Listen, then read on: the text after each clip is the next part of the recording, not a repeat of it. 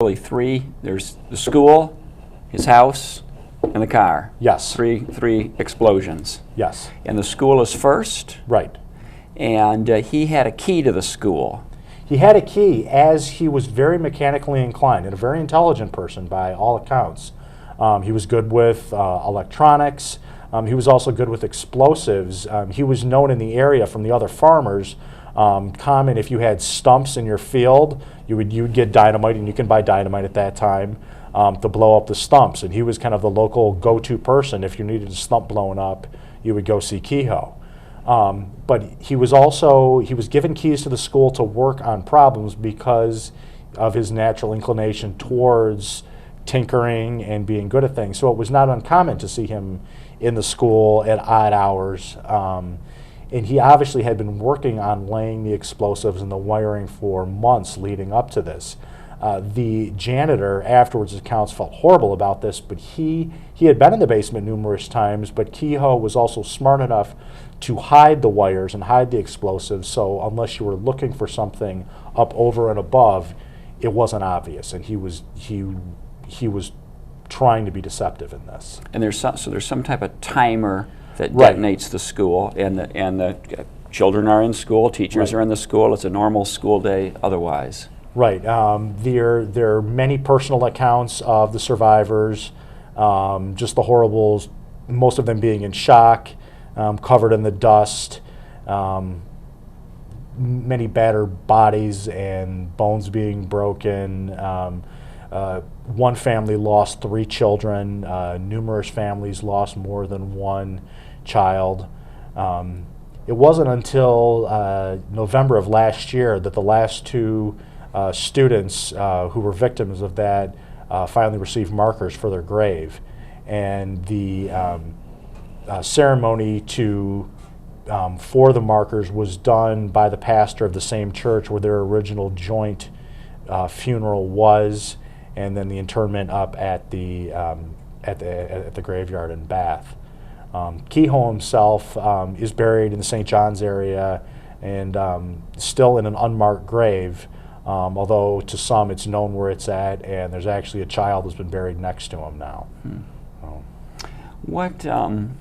What was the aftermath? So the school explodes. Right. There's a fire at his home. That explodes.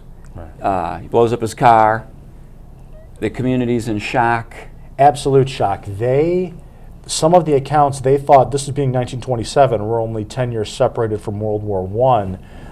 Some of the people served, and they thought we were under attack. There was accounts, they thought that there was dynamite in the trees around the school.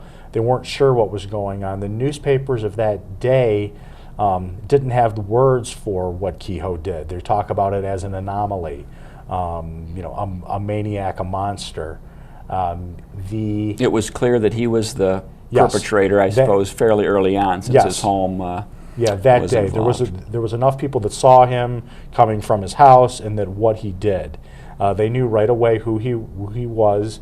That it wasn't until the next day that they found his wife. They weren't sure if she had gotten to go and stay with relatives. She had not. The outpouring of support from the community is the only fantastic part of the story, that everyone from around here, they're from the auto plants, the police and firefighters, all the first responders from the surrounding communities all rushed out there to help to dig people out. They knew Governor Green at the time went up there to survey the situation that afternoon. After all the phone calls that could be made were made, he took off his coat and rolled up his sleeves, and he was digging people out and trying to help. The police chief of the local Fisher Body plant happened to be in Bath that day. He called not only the Fisher Body plant, but he also called Olds and Rio and got everyone else up there to work. There was the small divisions that we have in a community didn't exist that day, and that the entire mid-Michigan and Michigan rallied together to support the community, and not to make it right, but to help that community lean on everyone else for the moment until they could get back on their feet. And to this day, the community still there are still survivors. There are lots of people whose family were family of survivors and victims, and firsthand accounts. So the nerves are still very raw there.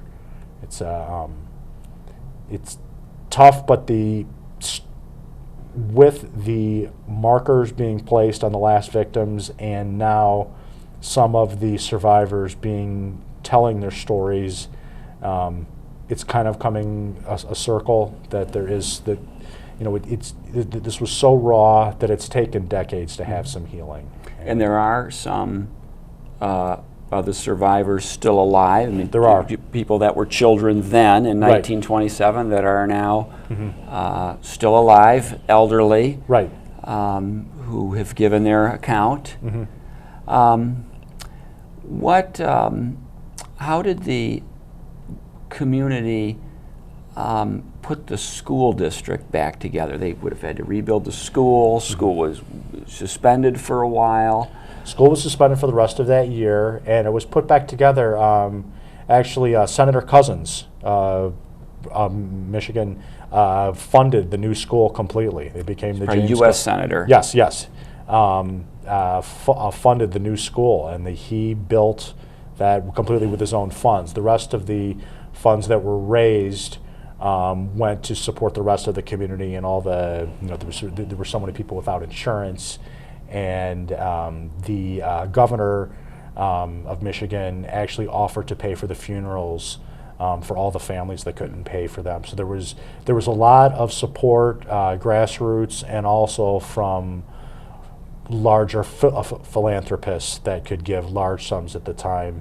One of the hard parts of this story is that there wasn't the nationwide coverage that for 2 days this was all over the news. There was nothing like this in current U.S. history, but 2 days later Charles Lindbergh crossed the Atlantic and the story was buried. So that's why it doesn't have the same resonance that some of the other mass killings in U.S. history do have. Now, when something like this happens today, there are legal reverberations. Right. The school district would be sued. The person that sold them the dynamite, would be sued. Right. Was there anything like that at the time? I mean, he had acted. It was clear that he acted alone, right. So there wasn't anybody to prosecute. There were no co-conspirators. Right. No, nothing like that. There was an inquest very soon thereafter, within the first couple of weeks right after this happened. There was an inquest of 6 citizens in the community, and it was found that he was wholly irresponsible, that he was sane when he perpetrated this, and that's kind of how it was dealt with, and then was put to bed after that, and not a lot of talk.